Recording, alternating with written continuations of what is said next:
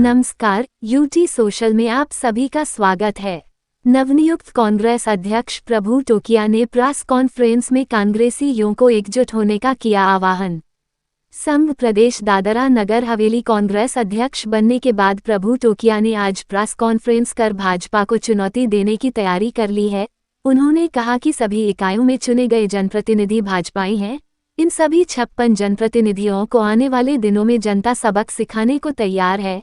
प्रभु Tokio ने कहा कि हाईकमान मुझ पर जो विश्वास दर्शाया है उस पर खड़ा उतरकर दिखाऊंगा और कांग्रेस संगठन को मजबूत करने का काम करूंगा। इस अवसर पर दादरा नगर हवेली कांग्रेस इकाइयों के सभी प्रतिनिधि उपस्थित रहे। पेश है समीर गोहिल की रिपोर्ट। बिल्कुल आने वाले समय में दादरा नगर हवेली में जो जनता की एक जो आवाज करने के लिए एक जनप्रतिनिधियों को चुना जाता है, लेकिन जनता से वोट लेकर जिस तरह से जनता को धोखा देकर इधर से उधर उधर से इधर करके जो जनता जो हमारी आज परेशान हो रही है पूरे प्रदेश में, तो उसी चीज को लेकर हम लोग यहाँ पर पूरे दादरा नगर हवेली में, जैसे मैंने कहा पूर्व में कि ये लोग 56 लोग हैं जो पूरे दादरा नगर हवेली का जो सत्यानाश हो रहा है, जो गलत होते हुए भी सबको पता है कि प्रशासन के कुछ ऐसी जो नीतियां हैं वो गलत है, बावजूद प्रशासन के हाँ में हाँ मिलाकर जो काम कर रहे हैं। सबसे पहले तो हम लोग वही काम करेंगे। 56 लोग हैं, 20 पंचायत के जनप्रतिनिधि, ग्राम पंचायत के जो सरपंच है, 20 जिला सदस्य, 15 काउंसिलर और एक सांसद। इन सब लोगों ने अब तक कई सालों से जनता से वोट लेकर, जनता को गुमराह करके, लोभ लालच देकर जो वोट लेकर उसको सत्ता लेने के बाद, लेकिन जो जनता के प्रति जो जिम्मेदारी होनी चाहिए थी वो नहीं निभा पा रहे हैं। तो सबसे पहले आने वाले समय में हमारा यही अभियान है। आने वाले 6 महीने के बाद लोकल सेल्फ गवर्नमेंट जो चुनाव होने वाले हैं उसमें कांग्रेस पार्टी पूरी ताकत से ये 56 लोगों को घर बिठाने के लिए, काम करने के लिए पूरी ताकत लगा देगी। यही नहीं, साथ में हम लोग विकास के कार्यों में, प्रशासन जहां जनता के हित के कार्यों को लेकर कार्य करेगी, तो प्रदेश की शासन प्रशासन हम साथ में हैं हर विकास कार्य में।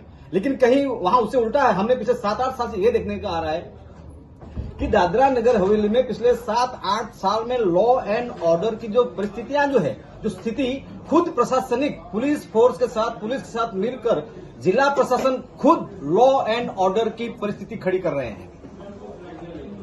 बेनिफिट ये है, अच्छा यह है यहाँ की जनता, जो यहाँ के जो लोग हैं, ये लोग शांति प्रिय लोग हैं, इसलिए कभी लॉ एंड ऑर्डर की स्थिति यहाँ पर खड़ी नहीं हुई। देखिए अभी हम ये लोग हमने तैयार कर ली है, जिसे आप सबको पता है, दादरा नगर हवेली खानदेल विस्तार में जो एक आदिवासी परिवार का घर तोड़ने की घटना जो बनी, हाईकोर्ट और सिविल कोर्ट के बाद जजमेंट होने के बाद भी उन्होंने जिस हिसाब से प्रशासन ने तानाशाही और मनमानी करके परिवार को पकड़ किया और घर तोड़ दिया और कई कुछ लोगों के हाथ उठ गए हैं, तो इस तरह की जो घटना हो रही है, इस ऐसी घटना जो निंदनीय है। और उस घटनाओं को लेकर हजारों की संख्या में लोग रोड पर उतरे, आंदोलन हुए और शासन प्रशासन बैकफुट पर आया और मुझे ऐसी इतनी मजबूर हुई कि मुझे अरेस्ट करना पड़ा, मुझे जेल में बिठाना पड़ा। लेकिन आपके माध्यम से उन अधिकारियों को जो बीजेपी के एजेंट बनकर दिल्ली से अधिकारी, संविधान की कसम खाकर आने वाले अधिकारियों को भी आपके माध्यम से बताना चाहता हूं कि प्रभु टोकिया जेल से डरने वाला नहीं है। प्रभु टोकिया तो आंदोलन से पैदा हुआ है। हर दिन हम तो आंदोलन, रैली, धरना करके ही पैदा हुए हैं यहाँ से, और यहाँ 15-20 साल में यहाँ तक पहुंचे हैं। तो मेरे लिए जेल जाना और शासन प्रशासन का अधिकारियों को घेराव करना मेरे लिए नई बात नहीं है। लेकिन कभी भी प्रभु टोकिया ने लॉ एंड ऑर्डर, कानून व्यवस्था बिगाड़ नहीं, कानून और संविधान के दायरे में हमने 15-20 साल से, आप सभी साथी जानते हैं, आप लोगों ने मीडिया में कवरेज किया है, कभी भी हमने लॉ एंड ऑर्डर और कानून से बाहर जाकर कार्य नहीं किया है। तो आपके माध्यम से संदेश है, दादरा नगर अब तक जो भी हुआ है, लेकिन अभी प्योर कांग्रेस एक मजबूत के साथ, जिस हिसाब से हमारे सदन के हमारे जो नेता है, विरोध नेता आदरणीय राहुल जी गांधी, जिस हिसाब से लोकसभा में जो आपको पता है कभी जो कानून लाए जा रहे हैं, जो राहुल जी गांधी ने कहा है, वो सब सरकार बैकफुट पर आके उस कार्य किया जा रहा है।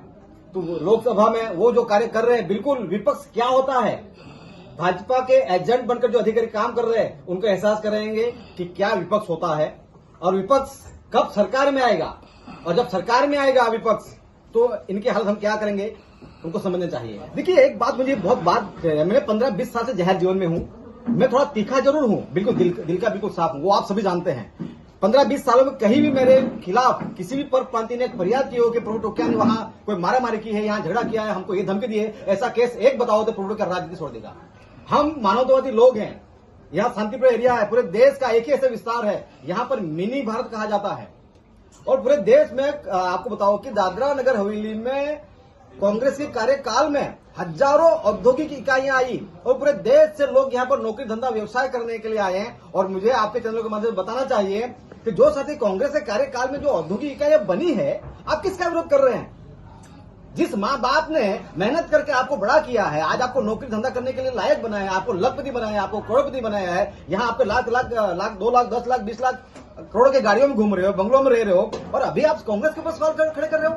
हाँ, ये जरूर कहूंगा कि कांग्रेस में से कुछ लोग थे जो बीजेपी के एजेंट बनकर यहाँ पर काम करते थे, तो हमारे आदरणीय राहुल जी ने ऐसे लोगों को घर बिठाने का काम शुरू कर दिया है। यहाँ पर पदाधिकारी बांटने का काम नहीं करेगी कांग्रेस, यहाँ पर लड़ने वाले सैनिक पैदा करेगी और आला कमान का जो भी आदेश होगा उनके दिशा निर्देश में हम लोग कार्य करेंगे। आभार।